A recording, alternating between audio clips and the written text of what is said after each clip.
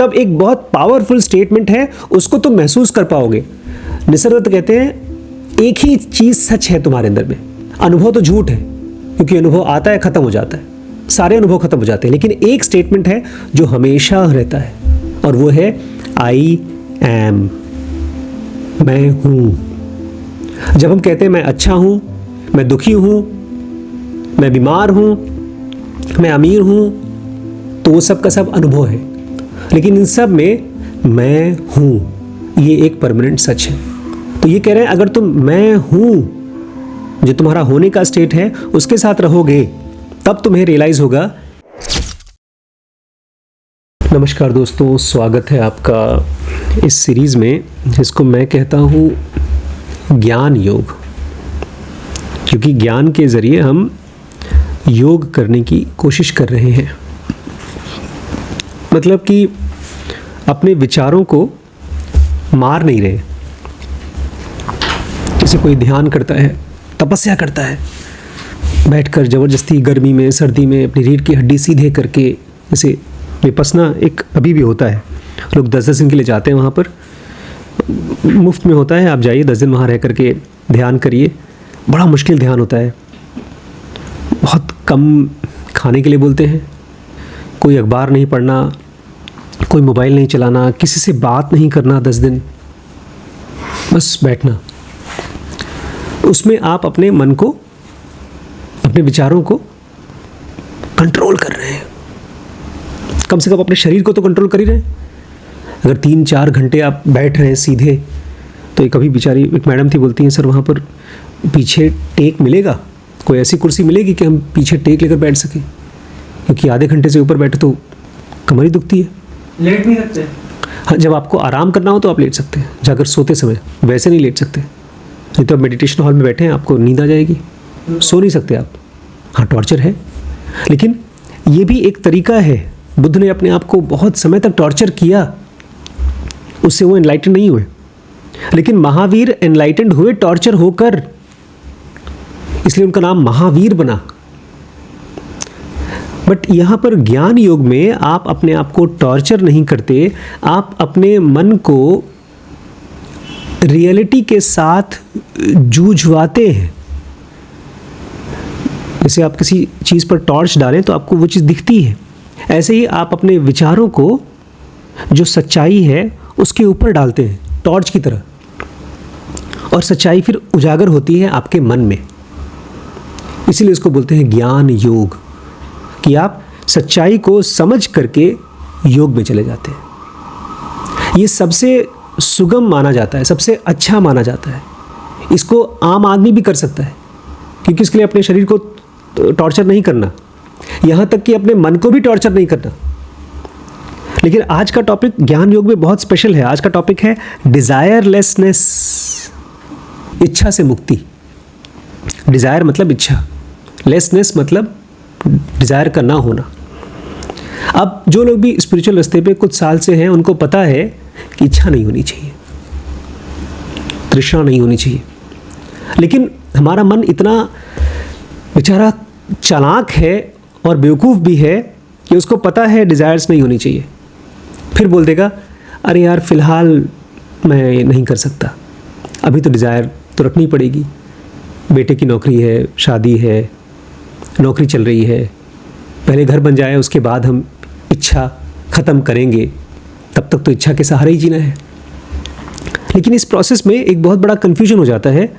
हमारे मन को ये भ्रम होने लगता है कि वो ये इनसाइट, ये सूत्र, डिज़ायरलेसनेस का सूत्र वो समझ गया है। एक रूल मानिए, आप तब तक किसी चीज़ को समझा हुआ मत मानिए जब तक कि वो आपकी लाइफ का हिस्सा ना बन गया हो। मान लीजिए आपको पता है कि मुझे 3 स्टेप ब्रीदिंग करना चाहिए, सांस की प्रैक्टिस करनी चाहिए, लेकिन आप बिज़ी हैं, आप अभी कर नहीं रहे हैं, टाल रहे हैं। इसका मतलब आपको केवल उसका सेंटेंस दिमाग में पता है, और आपके सिस्टम 1 ने, जो डैनियल kahneman बोलते हैं सिस्टम 1, वो आपको बता रहा है कि आप समझ गए, लेकिन आप समझे नहीं हैं। अगर आप ये रूल मान लें कि अभी जो चीज़ मेरी प्रैक्टिस नहीं हुई है वो मैं समझा नहीं हूँ, तो आप अपने मन को ज्ञान योग के लिए तैयार कर पाएंगे। अब और एक्सप्लोर करेंगे और खोजेंगे। एक डॉक्टर या एक साइंटिस्ट ऐसे ही काम करता है। मरीज आता है उसके पास, खांसी है, बुखार है, मानता है चलो खांसी है, इसका मतलब चेस्ट का, लंग का इन्फेक्शन है, वो दवाई देता है। ठीक हो गया तो उसका मतलब इन्फेक्शन था, नहीं ठीक हो रहा है इसका मतलब कुछ और प्रॉब्लम थी। फिर वो जाकर जांच कराता है। उस जांच में अगर कुछ टेस्ट रिपोर्ट आती है, उसको समझ में आता है तो फिर से इलाज करता है। ठीक हो गया इसका मतलब वो जो टेस्ट में आया था, हो सकता है उसको निमोनिया हो या कोई और चीज़ हो, वो था। अगर फिर भी ठीक नहीं हो रहा है तो फिर से और जांच कराता है और एक्सप्लोर करता है। लेकिन हम जब ध्यान करने की कोशिश करते हैं और इस तरह के गहरे सूत्रों को समझने की कोशिश करते हैं तो मान लेते हैं कि हम समझ चुके हैं, अभी नहीं हो पाएगा हमसे, बाद में करेंगे, बाद में जब बूढ़े हो जाएंगे तब, जब पैसे कमा लेंगे तब, जब हमारी सारी प्रॉब्लम सॉल्व हो जाएगी तब। आज का एक आदमी ने सवाल पूछा है और उसका भी यही है। उसको शुरू से ही लगता है कि वो डिज़ायरलेसनेस को, इच्छा से मुक्ति को समझ चुका है।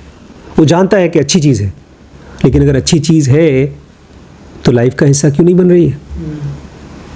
हमारे शरीर को जो चीज़ अच्छी लगती है वो तुरंत अपना लेते हैं। अगर आपके सामने दाल दी जाए और दाल के साथ घी डालने के लिए पूछा जाए, पहली बार में हो सकता ना जाने तो आप बोलेंगे क्या है भैया, लेकिन एक बार आपने खा लिया दाल में घी तो बोलेंगे यही घी वाली दाल लाओ भाई, मक्खन वाली दाल लाओ। उसके लिए बहुत सोचना नहीं पड़ता। आप नहीं बोलेंगे कि अच्छा है लेकिन अभी नहीं, थोड़ा सा कुछ दिन बाद खाएंगे घी। तुरंत आपकी बॉडी का पार्ट हो जाता है। आप एक फिल्म देख रहे हैं, आपको अच्छी लगती है, मतलब बुद्धि को समझ में आता है अच्छी चीज़ है, तुरंत आप देखते रहते हैं। बचपन में तो एक एक फिल्म 20 बार देखते थे हम लोग। लेकिन जब कोई ज्ञान की, ध्यान की बात आती है, मन को लगता है कि मैं समझ गया हूँ, लेकिन खाली वो लगता है, वो सच नहीं है। तो इस आदमी ने बड़ा अच्छा क्वेश्चन पूछा है। इसको हम पढ़ रहे हैं, I am that talks with Shri Nisargadatta Maharaj. उनके साथ बातचीत हुई है, उसमें इस आदमी ने क्वेश्चन पूछा है, I have met many realised people. मैं बहुत से रियलाइज्ड लोगों से मिला हूँ, but never a liberated man. लेकिन कभी भी लिबरेटेड आदमी से नहीं मिला हूँ। Have you come across a liberated man, और does liberation mean among other things also abandoning the body. देखिए, ये एक आदमी है जो निसर्गदत्त से पूछ रहा है, मैं दो तरह के लोग होते हैं मैं जानता हूँ, एक होता है रियलाइज्ड और एक होता है लिबरेटेड। रियलाइज्ड मतलब जो जिसको एहसास हो गया है, और लिबरेटेड मतलब जो मुक्त हो गया है। तो बोलते हैं मैं रियलाइज्ड लोगों से, जिनको एहसास हो गया है, उनसे तो मिला हूँ, लेकिन मुक्त इंसान से नहीं मिला हूँ। तो आप मुझे बताइए, क्या मुक्त होना मतलब शरीर को छोड़ना है? ये है वो आदमी जो न रियलाइज्ड से मिला है न मुक्त से मिला है। मतलब उसको रियलाइज्ड और मुक्त के बीच में बहुत डिफरेंस नहीं पता प्रैक्टिकल लेवल पे, खाली वैचारिक लेवल पे। अभी आप देखेंगे, इसने कहा क्या जो आदमी मुक्त हो जाता है उसको शरीर भी छोड़ना होता है? ये इसकी एक मान्यता है। उसी में से एक सवाल आया कि अगर कोई आदमी मुक्त हो गया, किसी ने कहा भी है, मुझे लगता है एक जगह पर आपके सदगुरु हैं, बहुत फेमस स्पिरिचुअल टीचर हैं, वो बोलते हैं जब कोई आदमी मुक्त होता है तो उसी के साथ साथ शरीर भी छोड़ देता है। बहुत कम लोग ऐसे होते हैं जो मुक्त होने के बाद भी शरीर में रहते हैं। उन्होंने कहीं पर बोला था, तो ऐसे ही इस आदमी ने कहीं सुना होगा। तो आप बताइए, क्या ऐसे आप किसी आदमी को जानते हैं जो मुक्त हो गया हो? और क्या मुक्त होना मतलब शरीर छोड़ना है? समझ में आ गया? अब महाराज मतलब निसर्गदत्त महाराज बोलते हैं, what do you mean by realization and liberation? क्योंकि वो कंफ्यूज्ड हो गए, निसर्गदत्त कंफ्यूज्ड हो गए कि भैया रियलाइज्ड मतलब जिसको एहसास हो गया है, और जो मुक्त हो गया है, इन दोनों में अंतर क्या है? तुम्हारे हिसाब से जो मुक्त हो गया है वो शरीर छोड़ देगा, तो ये जो एहसास हो गया है वो कौन है? मतलब इन दोनों के बीच में अंतर बताओ। तो ये आदमी वो अंतर बता रहा है। पहले रियलाइज्ड, जिसको एहसास हो गया है, इनके हिसाब से वो आदमी है जिसको शांति मिल गई है, उसके अंदर में अच्छाई है, उसके अंदर में खूबसूरती है, और वो दुनिया को भी अच्छे से देख पा रहा है। कि आसपास में सब्सटेंस और एसेंस, मतलब जो मरी हुई चीज़ है और जो जिंदा चीज़ है, उसको अलग अलग करके देख पाता है। मोटे मोटे में जो आदमी इनके हिसाब से जो रियलाइज्ड हो चुका है, एहसास हो चुका है, वो शांत है, वो अच्छा है। लेकिन while such experience does not last, it can be forgotten। ये है इस आदमी की कंफ्यूजन। कह रहा है ये एक्सपीरियंस आदमी को जब आता है, शांति की एक्सपीरियंस, अच्छाई का एक्सपीरियंस आता है, कुछ दिन बाद खत्म हो जाता है। इट डज नॉट लास्ट, बहुत समय तक रहता नहीं है। एंड कैनॉट बी फॉरगॉटन, और कोई आदमी अगर उसको एक बार एहसास कर ले तो भूल नहीं पाता है, चाहता रहता है कि वही चीज़ दोबारा दोबारा मिले। ऐसा हर एक इंसान के साथ जो भी स्पिरिचुअलिटी को फॉलो करता है, आध्यात्म को, उसकी ज़िंदगी में कुछ दिन के लिए शांति आई होगी। कोई किताब पढ़ के, किसी गुरु के पास जा कर के, या ऐसे ही शांति आई होगी, उसके बाद फिर ज़िंदगी अशांत हो गई, फिर वो खोजता है वही शांति। फिर ये आदमी कहता है उस आदमी के मन में वो लॉन्गिंग की तरह और मेमोरी की तरह ठोकता रहता है, चीखता रहता है उसका मन, अरे वही चाहिए, वही चाहिए, वही चाहिए। और ये आदमी कह रहा है मुझे पता है, मैं वही आदमी हूँ रियलाइज्ड, क्योंकि मुझे वो एक्सपीरियंस हुआ है शांति का, पीस का, अब मुझे वो चाहिए। चैप्टर का नाम है डिज़ायरलेसनेस, तृष्णा से मुक्ति। इस आदमी को रुपए पैसे की तृष्णा नहीं है, लेकिन किस चीज़ की तृष्णा है? उस शांति की जो उसने एक्सपीरियंस किया था। बड़ा ट्रिकी है दिमाग, बोलेगा मुझे रुपए पैसे से कुछ मतलब नहीं है, बस अब तो मुझे भगवान चाहिए। लेकिन भगवान को पाते समय भी वो इतना परेशान है जितना एक बनिया पैसे को कमाते समय भी नहीं होता। एक अच्छा बनिया, एक अच्छा बिजनेसमैन क्या करता है, वो अपने ग्राहक को बोलता है अरे आइए आइए सामान लीजिए, वो आता है सामान दे देता है, और उसके बाद बोलता है पैसे नहीं है, अरे पैसे बाद में दे दीजिएगा। वो ग्राहक चला जाता है खुश होकर के, थोड़े पैसे देता है, बाद में दे देता है, फिर जब बाद में आता है तो पैसे लेता है। परेशान नहीं है बनिया। एक जो परेशान नहीं होता वही बनिया अच्छा समझदार बिजनेसमैन भी बनता है। लेकिन वहीं पर अगर आप एक समझदार या बेवकूफ़ ध्यानी है तो बोलेंगे मुझे रुपए पैसा तो नहीं चाहिए, लेकिन मुझे भगवान अभी चाहिए, क्यों नहीं मिल रहा है। ये इसको बोलेंगे आयरनी, बुद्धि की, समझ की विडंबना, बेवकूफ़ी। तो ये निसर्ग पूछते हैं और मुक्ति, मुक्ति क्या होती है? मुक्ति तो एक ऐसी स्टेट है जिसमें आप परमानेंटली कमाल की स्टेट में रहते हैं, वंडरफुल स्टेट में रहते हैं। बट मैं आपसे ये पूछ रहा हूँ, अगर कोई आदमी मुक्त हो गया तो क्या वो जिंदा रहेगा कि शरीर छोड़ देगा? अच्छा, अब निसर्ग को ये बात समझ में नहीं आ रही है, शरीर छोड़ने वाली बात काहे कर रहे हो भाई तुम? तो ये निसर्ग पूछते हैं what is wrong with the body, शरीर के साथ क्या प्रॉब्लम है जी? तो ये आदमी कहता है अरे शरीर तो बहुत कमज़ोर है और क्षण भंगुर है, बस कुछ साल जीता है, और इसके अंदर में ढेर सारी भूख, प्यास और तकलीफ़ और ढेर सारी क्रेविंग मतलब डिज़ायर पैदा होती है। इट लिमिट्स वन ग्रीवियसली, वो हमको सीमित कर देता है, हमारे अनुभवों को, एक्सपीरियंस को बहुत बांध देता है। तो निसर्ग बोलते हैं सो व्हाट, तो क्या फ़र्क पड़ता है? अरे भाई ये फिजिकल बॉडी है, चाहे एक छोटा शरीर हो, चाहे एक पहाड़ हो, वो तो लिमिटेड रहेगा ही, वो तो सीमित रहेगा ही। But liberation is of the self from the false and self imposed ideas. बहुत बारीक चीज़, लेकिन एकदम साफ साफ बता दिया, क्योंकि निसर्ग दत्त का मन, जो विचार हैं, उस सच को देख पा रहे हैं, और इस आदमी का मन कल्पना को देख रहा है। इसलिए कल हमने पढ़ा था ना, जो चीज़ कल्पना है वो झूठ है। निसर्ग कहते हैं मुक्ति का मतलब होता है freedom from false and self imposed idea. मुक्ति का मतलब है गलत और सेल्फ इम्पोज्ड आइडियाज़ जो हमने अपने ऊपर डाल दिया है, उन आइडियाज़ से मुक्त होना। जो गलत चीज़ें हैं, गलत धारणाएं हैं, उससे मुक्त होना मुक्ति होती है, शरीर से मुक्त होना नहीं। और एक बहुत बात एकदम साफ करने वाली बात है, अगर दुनिया में किसी को भी ये कन्फ्यूजन है तो इसको बार बार आके सुन ले। आपको कितना भी अच्छा एक्सपीरियंस हो वो मुक्ति नहीं है। आपको हनुमान जी की तरह बड़े से बड़े हो जाएं आप, कहते हैं ना हनुमान जी बड़े हो गए थे, खूब बड़े से हो गए थे। सुरसा एक राक्षसनी थी, जब वो जा रहे थे समंदर में, बोलती है मेरे मुंह के अंदर से जाओ तब जाने दूंगी।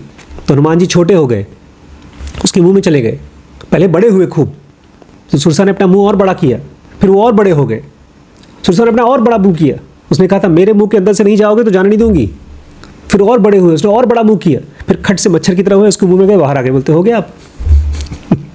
बड़े समझदार थे। तो अगर आप ये भी कर ले रहे हैं हनुमान जी की तरह, तब भी आप मुक्त नहीं हैं। कितना भी अच्छा एक्सपीरियंस हो, किसी भी एक्सपीरियंस में, किसी भी अनुभव में मुक्ति नहीं है। आप गरीब हैं या आप अरबपति हैं, दोनों ही अनुभव में मुक्ति नहीं है। आप इंसान की तरह अनुभव कर रहे हैं या अपने आप को देवता की तरह या इवन ब्रह्मा विष्णु महेश की तरह, वो भी मुक्ति नहीं है, क्योंकि वो अनुभव है। अनुभव मतलब फिजिकल वर्ल्ड। तो ये इसका एक सवाल अभी देखिए कंफ्यूजन से आ रहा है, does it last for ever? तो जिस मुक्ति की आप बात कर रहे हैं वो हमेशा हमेशा के लिए रहती है कि नहीं? तो सर्टेनिटी चाहिए। हाँ, उसको चाहिए कि यार पता नहीं कल हो कि ना हो, आज मुक्त हो गए फिर कल खत्म हो जाएगा, क्योंकि पहले एक बार बड़ा शांति महसूस हुई थी, अब वो खत्म हो जाएगी। तो अब पहले ये पक्का करिए गुरुजी कि जो भी मुझे एक्सपीरियंस होगा, ठीक है शरीर का नहीं होगा, जो भी होगा, लेकिन वो हमेशा हमेशा के लिए तो रहेगा। All experience is time bound, what ever has a beginning must have an and. एक और रूल बताते हैं निसर्गदत्त कि तुम्हारे पास जो भी एक्सपीरियंस होगा वो सब टाइम बाउंड है। हर उस चीज़ की जिसकी शुरुआत है उसका अंत निश्चित है।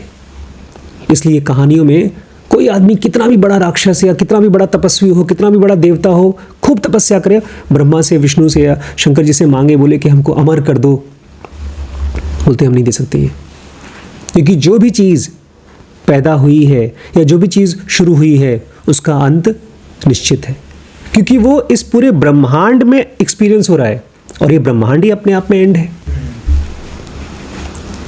ये बहुत इंपॉर्टेंट रूल है। इस रूल को वो आदमी समझ नहीं पाएगा जो ज्ञान योग नहीं कर रहा है। जो हठ योग कर रहा है वो बोलेगा नहीं, कैसे नहीं पॉसिबल है भाई, भगवान हो तुम, कुछ भी कर सकते हो, ये भी करो, मेरी मुक्ति का अनुभव गारंटी कर दो कि हमेशा हमेशा के लिए रहेगा। लेकिन जो ज्ञान योगी है वो बोलेगा ठीक है भगवान ने दुनिया बनाया है, भगवान खुद अपने रूप में या बिना रूप में है, तो क्या चीज़ है, रूल क्या है, मुक्ति का रूल क्या है? मुक्ति का रूल ये है, all experience is time bound. सभी एक्सपीरियंस टाइम बाउंड है, समय से बंधे हुए। जो चीज़ शुरू होती है उसको ख़त्म होना ही होना है। So liberation in my sense and word does not exist. तो याद बोलते अरे यार, फिर तो जैसा मैं सोचता था मुक्ति वो तो है ही नहीं दुनिया में। So liberation in my sense and words does not exist. जो मैं समझा था, बिल्कुल सही बात है, ये गलत समझा था।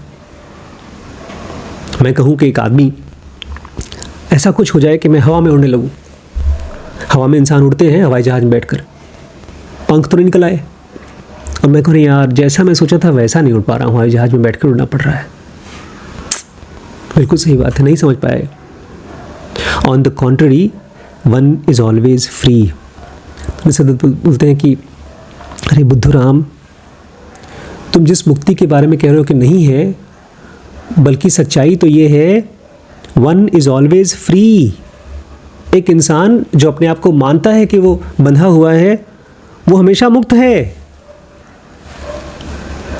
You are both conscious and free to be conscious. ये बहुत ताकतवर चीज़ बोली उन्होंने, बहुत ही स्ट्रॉन्ग चीज़, बहुत नई चीज़। एक इंसान दोनों है, वो कॉन्शियस भी है और फ्री टू बी कॉन्शियस है।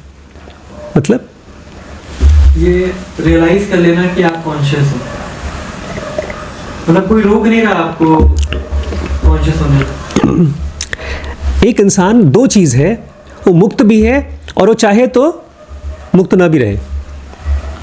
ये सबसे बड़ी मुक्ति है। एक नौकरी होती है, नौकरी में आपको पसंद हो चाहे ना पसंद हो जाना पड़ता है ऑफिस। किसको ऑफिस नहीं जाना पड़ता? मालिक को। लेकिन मान लीजिए कोई मालिक है और वो ऑफिस जा ही नहीं सकता, उसको मना कर दिया गया है कि आपका ये ऑफिस है, आप नहीं आ सकते यहाँ पर, क्योंकि यहाँ तो खाली वही आएगा जो नौकरी कर रहा है। तो वो आदमी मुक्त नहीं है, फिर वो मालिक नहीं है। मालिक तो वो है जो जब चाहे जाए, जब चाहे ना जाए। आप कहेंगे नहीं, मैं तो नौकर हूँ, मैं नौकरी करता हूँ, मैं तो रोज़ टाइम से जाऊँगा और आऊँगा, लेकिन आप मालिक हैं तो आप नहीं जाएंगे उसमें। मालिक के ऊपर कोई बंधन नहीं है। इसलिए सबसे बड़ा मालिक वो जो मुक्त होना चाहे, कॉन्शियस होना चाहे तो भी कॉन्शियस है, और जब बोले नहीं मुझे कुछ दिन के लिए जेल में रहना है, तो भी तुम्हारी मुक्ति। You are both conscious and free to be conscious. तुम चाहो तो तुम अभी कॉन्शियस हो, और तुम चाहो ना रहो। Nobody can take away this from you। और निसर्गदत्त कहते हैं तुमसे कोई ये छीन नहीं सकता। Do you ever know your self non existing और अनकॉन्शियस?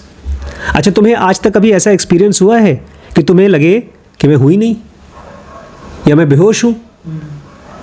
देखिए, अगर इस चीज़ को आप अभी सोचें कि आखिरी बार कब आपको लगा है कि आप बेहोश थे। मैं जब ऑपरेशन कराने गया था तो मैं बेहोश हो गया, फिर जगा, फिर होश में आ गया। लेकिन उस बीच का फेज़ जब मैं बेहोश हो गया था, उस समय तो मेरी कोई सफरिंग थी नहीं, उस समय तो मैं मुक्त था। फिर जब मैं जगा तो मैं था, अभी भी मैं हूँ, सोऊंगा तो गायब, लेकिन उसमें कोई सफरिंग नहीं है। मेरी सोते समय भी मुक्त हूँ, जगते समय भी मुक्त हूँ। मुक्त मतलब कॉन्शियस, एग्जिस्टिंग। ये पूछ रहे हैं क्या तुम्हें आज तक कभी ऐसा अनुभव आया है कि तुम हो ही नहीं, अनकॉन्शियस? तो ये आदमी इतनी आसानी से गिव अप नहीं करता, बोलता है, हम लोग के साथ भी ये होता है। ये बोल रहा है कि मुझे याद नहीं है, हो सकता है कभी बेहोश हुआ होऊंगा, नहीं हुआ होऊंगा, लेकिन मुझे याद नहीं। इसका मतलब ये थोड़ी कि मैं बेहोश नहीं हुआ होऊंगा। बहुत बार ऐसा हुआ होगा कि मैं बेहोश हो गया हूँ।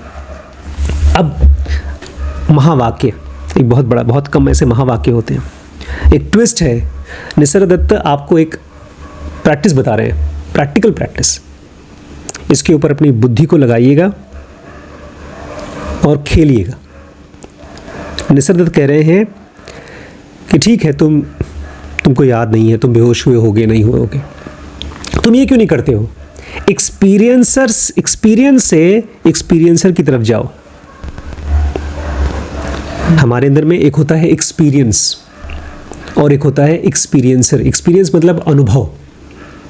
जैसे मैंने खाना खाया तो मेरे जीभ में एक स्वाद, मिठाई का स्वाद है, लेकिन वो अनुभव है। लेकिन जो इसको अनुभव करता है, तुम उसकी तरफ ध्यान क्यों नहीं देते? अब हम लोगों के लिए मुश्किल है, क्योंकि हमको 24 घंटे और पूरी ज़िंदगी केवल अनुभव अनुभव अनुभव अनुभव याद है, और अनुभव अनुभव अनुभव ही हम खोजते हैं। अगर हम कोई टेस्टी चीज़ खा रहे हैं तो हमको अच्छा अनुभव है। कोई ख़राब चीज़ हम एक्सपीरियंस कर रहे हैं, कोई ख़राब चीज़ देख रहे हैं, पढ़ रहे हैं, सुन रहे हैं, तो वहाँ से भाग जाते हैं। लेकिन यहाँ पर ही बता रहे हैं, चाहे तुम अच्छा अनुभव लो, चाहे ख़राब अनुभव लो, वो एक्सपीरियंस है, वहाँ से अपना माइंड शिफ्ट करके कहाँ लाओ? जो एंटिटी अनुभव करती है। तब एक बहुत पावरफुल स्टेटमेंट है, उसको तुम महसूस कर पाओगे। निसर्गदत्त कहते हैं एक ही चीज़ सच है तुम्हारे अंदर में, अनुभव तो झूठ है, क्योंकि अनुभव आता है, ख़त्म हो जाता है, सारे अनुभव ख़त्म हो जाते हैं। लेकिन एक स्टेटमेंट है जो हमेशा रहता है, और वो है आई एम, मैं हूँ। जब हम कहते हैं मैं अच्छा हूँ, मैं दुखी हूँ, मैं बीमार हूँ, मैं अमीर हूँ, तो वो सब का सब अनुभव है। लेकिन इन सब में मैं हूँ, ये एक परमानेंट सच है। तो ये कह रहे हैं अगर तुम मैं हूँ, जो तुम्हारा होने का स्टेट है, उसके साथ रहोगे, तब तुम्हें रियलाइज़ होगा कि तुम मुक्त हो, हमेशा हमेशा के लिए मुक्त हो। तब तुम ये नहीं बोलोगे कि मुक्ति और रियलाइजेशन में अलग अंतर क्या है, क्या मेरी मुक्ति हमेशा हमेशा के लिए रहेगी? जो मैं हूँ का जो स्टेट है वो हमेशा से मुक्त था और मुक्त रहेगा, लेकिन तुम्हें वहाँ जाकर के रहना पड़ेगा अपने मन में। तो ये आदमी बोलता है अच्छा ठीक है, तो ये होगा कैसे? How is it done? ये किया कैसे जाता है? कैसे मैं हूँ वाले स्टेट में जाऊँ? बोलते हैं इसको हाउ मत पूछो, ये कैसे करूँ, just keep in mind the feeling I am. बस मन में जब भी याद आए इस चीज़ को याद रखो, मैं तो हूँ अभी। दुख आया, बहुत बड़ा दुख, बहुत बड़ी चिंता आई, विचार चल रहे हैं और बहुत स्ट्रांग फीलिंग चल रही है कि अरे यार सब खराब चल रहा है, तो उसमें अचानक से यहाँ आ जाओ, विचार किसको हो रहा है, वो तो मैं हूँ। ये ऐसा है जैसे कि आप खाना खाते समय दाल खा रहे हैं, दाल में नमक नहीं आ रहा है, तो बड़ा खाली खाली सा लगता है, नमक नहीं है। नमक मांगते हैं, लेकिन हम दाल नहीं मांगते, नमक मांगते हैं, स्वाद मांगते हैं। ऐसे ही जब हमको दुख या सुख है तो हमारी ज़िंदगी का स्वाद है, अनुभव है। लेकिन बिना नमक की दाल है तो, मतलब मैं हूँ का अनुभव है तो, बोलते हैं उसके साथ हो जाओ, merge in it till your mind and feeling becomes one. जब तुम मैं हूँ के साथ रहोगे तब तुम्हारा विचार और तुम्हारा फीलिंग वो भी उसके साथ जुड़ जाएगा। अभी देखिए क्या होता है, अभी हम एक छोटे बच्चे की तरह हैं। छोटा बच्चा अगर अपनी माँ को देखता है और किसी को नहीं देखता, दिन भर माँ के साथ रहता है, उसकी माँ चली जाए तो रोता है, माँ आ जाए तो खुश हो जाती है, खुश हो जाता है। मैं भी एक छोटे बच्चे को, पेशेंट था, उसका बच्चा था, उसको गोद में उठा लिया। मैं जब उसकी माँ से दूर लेकर आया उसको तो रोने लगा वो, फिर मैंने छोड़ दिया। सारे बच्चे अपनी माँ या बाप के साथ ही अटैच्ड होते हैं शुरू में, हमारी भी हालत यही है। जो चीज़ हमको अच्छी लगती है उसके लिए हमारे पास फीलिंग्स हैं और थॉट्स हैं। जैसे कल एक बड़ी सिंपल सी एक फिल्म देखी हम लोगों ने, क्या नाम था फिल्म का? बंटी बबली 2। एक सिंपल मूवी है, उसको देख करके ना बहुत खुशी मिलेगी ना दुख मिलेगा, बीच बीच में आपको हंसी आएगी। आप कॉमेडी टाइप की फिल्म थी और मुझे लगता है हम 4 लोगों ने देखा, मैंने, गरिमा ने, वैभव ने और श्रीश ने। सबसे ज़्यादा एंजॉय किया श्रीश ने, और सबसे कम किसने एंजॉय किया? वैभव ने। कम क्यों किया? क्योंकि उस फिल्म के लिए वैभव के पास अब इमोशन नहीं है। हमारा इमोशन किसी किसी चीज़ के लिए होता है, बाकी चीज़ के लिए नहीं होता। इमोशन पैसे की तरह होता है, जहाँ पर हम खर्च करते हैं वहाँ पर वो और डेवलप होता है। इसलिए एक माँ अपने बच्चे के साथ इतना टाइम रहती है तो बहुत स्ट्रॉन्ग इमोशन होता है। निसर्ग दत्त कहते हैं जब तुम आई एम स्टेट पर आओगे, आई एम हैप्पी नहीं, आई एम सैड नहीं, आई एम, ठीक है, दुख मेरे अंदर में चल रहा है, सुख मेरे अंदर में चल रहा है, मेरे अंदर में, मेरे मुंह में एक स्वाद का एक्सपीरियंस चल रहा है, लेकिन इसके पीछे मैं हूँ। जब तुम मैं हूँ के साथ रहोगे तो तुम्हें इमोशन आएगा उसी मैं हूँ के लिए। तब आप बैठे बैठे हैं ऐसे ही और खुश हो जाएंगे। आज मैं डॉक्टर एमपी से कह रहा था अपनी वाइफ से कि हमारी किस्मत कितनी अच्छी है कि इतनी बड़ी आपदा आई, कब? जब हम उस आपदा को अफोर्ड कर सकते हैं। मतलब हमारे पास रुपया पैसा है उसको डील करने के लिए। अगर गरीब होते और ये आपदा आती तो हम उसको नहीं झेल पाते।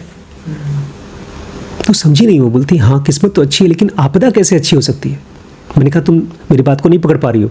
मैं कह रहा हूँ कि क्या तुम्हें इस समय अपनी अच्छी किस्मत होने की खुशी है? हम जब खाली बैठे होते हैं तब हमको नहीं एहसास होता कि हमारी किस्मत कितनी अच्छी है।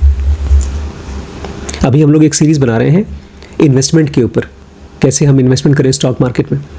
उसमें बहुत बड़ा इन्वेस्टर है, वो आज की वीडियो के एकदम अंत में बोलता है कि हमने एक स्टॉक लिया था, वो कंपनी ख़राब हो गई, फिर हमने उसकी कंपनी को बेचने की सोची, फिर नहीं बेचा, फिर रखे रहे और फाइनली उसमें हमको अच्छा पैसा मिला। उसने अपना बड़ा बुद्धि लगाया, दिमाग लगाया, पैसा लगाया और पैसा कमाया। लेकिन पता है अंत में क्या बोलता है? हमने पैसा क्यों कमाया? क्योंकि हम किस्मत वाले थे। हम में से ज़्यादातर लोग हमेशा यही सोचते हैं मैंने मेहनत किया था ना इसलिए फल मिला। हमारे दिमाग में ये बात ही नहीं आती कि हम किस्मत वाले हैं। लेकिन जो आदमी मैं हूँ स्टेट में जाएगा वो भगवान हो जाएगा। और पता है भगवान कौन होता है? जो हमेशा भाग्यवान होता है। उसी से ये वर्ड आया है, भाग्यवान से भगवान। भाग्यवान कौन? लकी। जो हमेशा लकी होता है। चाहे उसको घर से निकाल दिया जाए, 14 साल के लिए वनवास हो जाए, बोलेगा मैं तो बड़ा लकी हूँ राम। चाहे वो जेल में पैदा हो जाए, बोलेगा मैं तो बड़ा लकी हूँ कृष्ण। चाहे उसको सूली पे चढ़ा दिया जाए, बोलेगा मैं तो कितना लकी आदमी हूँ। चाहे उसको अल्ट्रासाउंड करवाया जा रहा है, चाहे उसको अल्ट्रासाउंड कराया जा रहा है, बोलेगा बड़ा लकी हूँ। उसको अनुभव से लक की फीलिंग नहीं आ रही है, उसको लगता है कि यार मैं तो हूँ, और उस मैं हूँ के लिए इमोशंस आते जाता है। वही कह रहे हैं मर्ज इन इट। मर्ज मतलब समझते हैं, समा जाओ उसके अंदर समा जाओ। अभी तुम बैठे हो अनुभव में, अनुभव से हट करके यहाँ आ जाओ कि मैं तो हूँ। Merge in it till your mind and feelings become one. तुम्हारा मन और तुम्हारी फीलिंग उसके साथ एक हो जाए। एक दिन में नहीं होगा, एक हफ्ते में भी नहीं होगा, एक महीने में नहीं होगा, और एक साल में भी नहीं होगा। बाय रिपीटिंग अटेम्प्ट्स, कोशिश करते रहोगे, you will stumble on right balance of attention and affection. तब दो चीज़ों का एक सही बैलेंस आएगा। ये जो साधना होती है, कोई भी साधना, उसमें दो चीज़ें चाहिए होती है, अटेंशन एंड अफेक्शन। अटेंशन मतलब उस पर ध्यान आए। मान लीजिए मैं जबरदस्ती, मेरे माता पिता ने डॉक्टर बना दिया, मुझे मन नहीं था, किसी तरह से पास फेल होकर के डॉक्टर बन गया, बैठा दिया मरीज़ देखने के लिए, मन ही नहीं लग रहा है। मरीज़ आया, देखा, दवाई लिख दी, अब दोबारा ठीक नहीं हुआ तो उसको रिफ़र कर दिया। क्यों किया ये सब चीज़? क्योंकि अटेंशन नहीं आ रहा है। अटेंशन मतलब ध्यान नहीं लग रहा है। और वहीं पर बेचारा एक लड़का जो एकदम गरीब आदमी था, उसको कंपाउंडर बना दिया गया। कंपाउंडर का नौकरी किया उसने, डॉक्टर के साथ 24 घंटे चिपका रहता है, एक एक चीज़ डॉक्टर की देख रहा है। वो सीख गया, वो अपना हॉस्पिटल खोल लिया, 24 घंटे मरीज ठीक कर रहा है। रात को, दिन को, जब नहीं समझ में आ रहा है तो जाकर डॉक्टर को फ़ोन कर रहा है, उस मरीज के साथ डॉक्टर के पास जा रहा है, हॉस्पिटल जा रहा है, बड़े हॉस्पिटल, वहाँ देख रहा है कौन कौन सी दवाई दी गई, उसको लिख रहा है। इस पूरे प्रोसेस में कर क्या रहा है? वो सीख रहा है, अटेंशन दे रहा है, attention। और डॉक्टर बन जाता है वो। भीड़ होती है बहुत। मेरे डॉक्टर के पास मैं नौकरी करता था, झोला छाप था, दिन भर की ओपीडी कम से कम 250-300 थी। यहाँ अच्छे से अच्छे डॉक्टर की ओपीडी 100 होती है।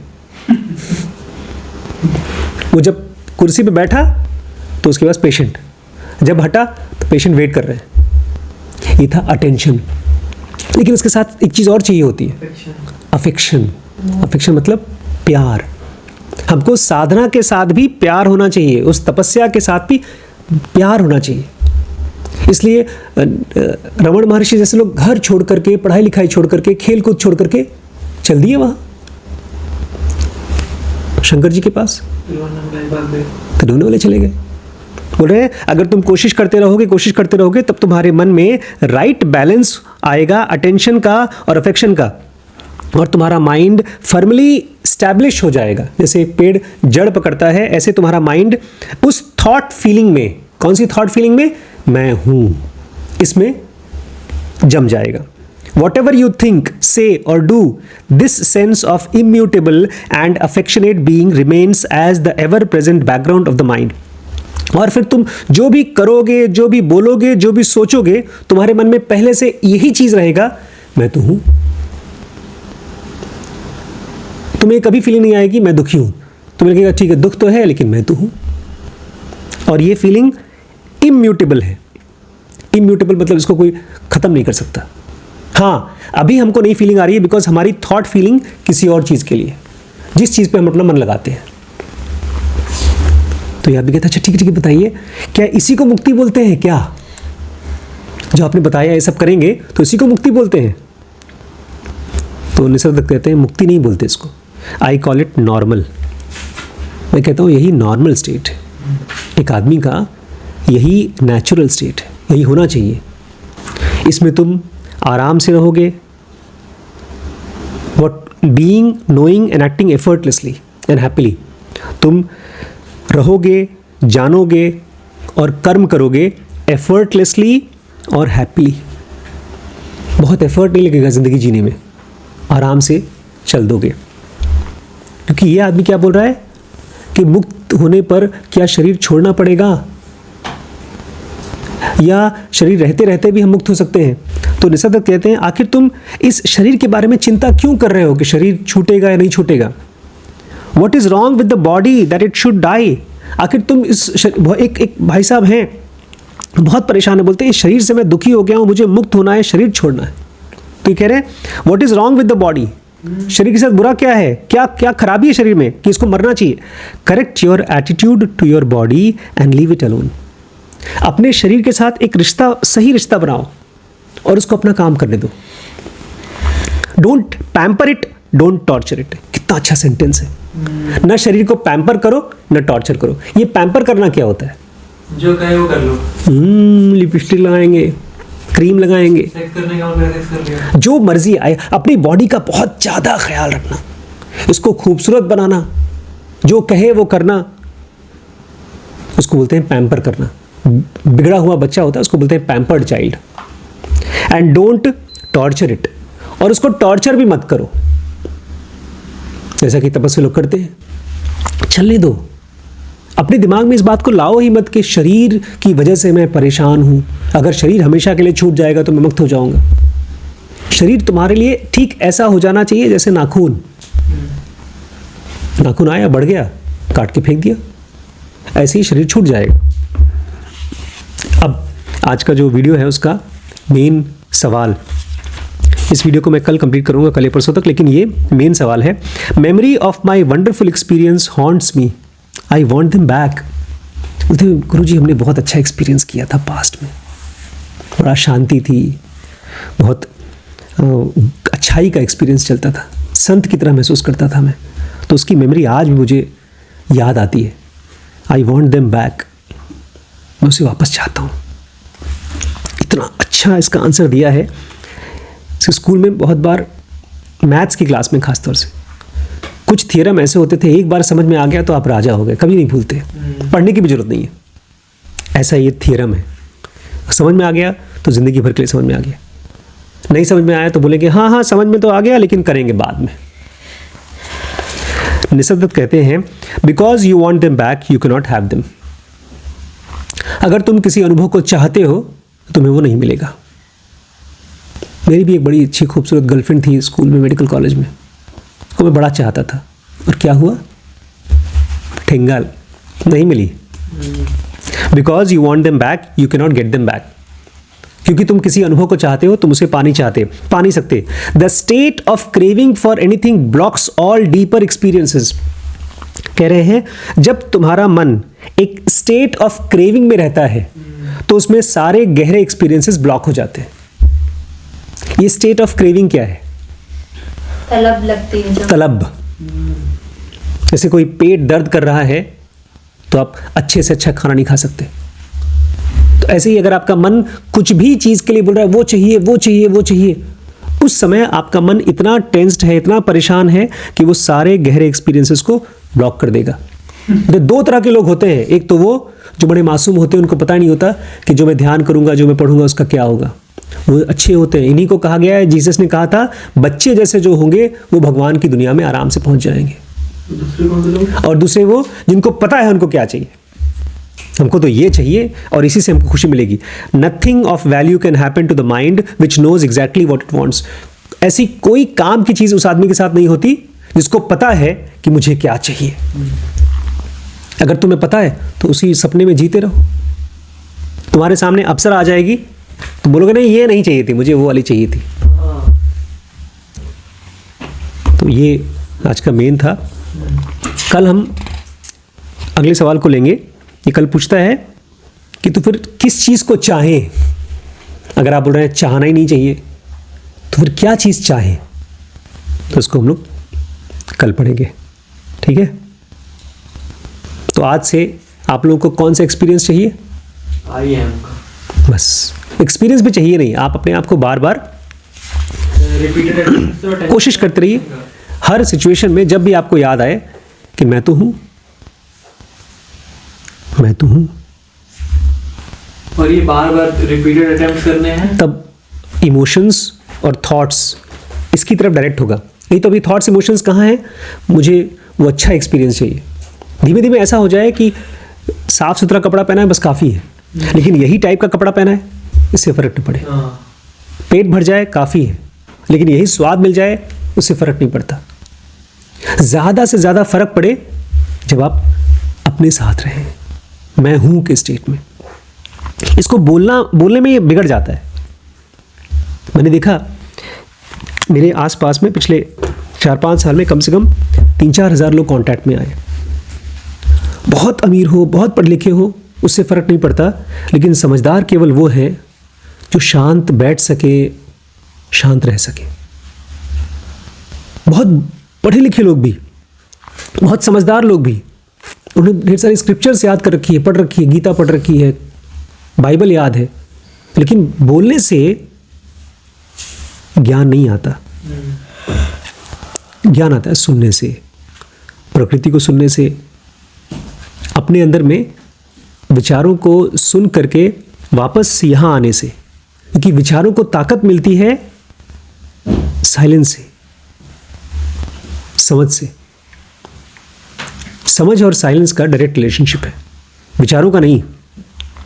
जो आदमी बड़बड़ करता है खत्म हो जाता है, उसका बुद्धि छीन हो जाती है, उसको पता ही नहीं चलता क्या बोल रहा है। एक बात शुरू करेगा लखीमपुर पहुंच जाएगा, लखनऊ, और उसको फिर याद ही नहीं आएगा कहाँ पहुंच गया। एक अजीब फिल्म थी, बहुत फेमस फिल्म थी, नदिया के पार। देखी आप लोगों ने नदिया के पार? सचिन एक्टर थे उसमें। वो किसी काम के लिए अब निकले, घर से निकले, गांव में रहते थे, फिर चलते चलते बहुत दूर निकल गए, दूसरे गांव पहुंच गए। मुझे लगा कोई आदमी दूसरे गांव चला जाएगा, पहुंच जाएगा, उसको पता नहीं चलेगा। बेहोशी में नहीं मालूम पड़ता। हमारी भी यही हाल है। हम निकले उस गांव से, भगवान के गांव से, अब भटक रहे हैं। हम हैं, लेकिन अब हम कुछ होना चाहते हैं। अब फिर से हैं पर आ जाएं। याद रखें, जो भी चीज़ शुरू होती है, जो भी अनुभव शुरू होता है, उसका क्या होता है? अंत होता है। इसलिए इस मैं हूं के अनुभव को खोजिए मत, हम हैं ही, बस याद कर लें। अच्छा अभी तो हैं ही हम यार, यहाँ तो हैं ही। बीमार हैं तब भी याद रखें, बीमार हैं लेकिन हैं तो। मर भी रहे हैं तो अपने आप को ये बताएं, ठीक है मर रहे हैं तो। और जब मर जाएं तब आपकी जो स्थिति है वो मुक्त है, तब चिंता ही नहीं करना। सो गए तो चिंता ही नहीं करना। लेकिन जब तक है तब तक कहाँ पहुँचे, कहाँ पर रहें? मैं हूँ। तो ये था डिज़ायरलेसनेस का सूत्र। ठीक है, कल इसको और पढ़ेंगे, शायद कल ख़त्म हो जाए तो परसों।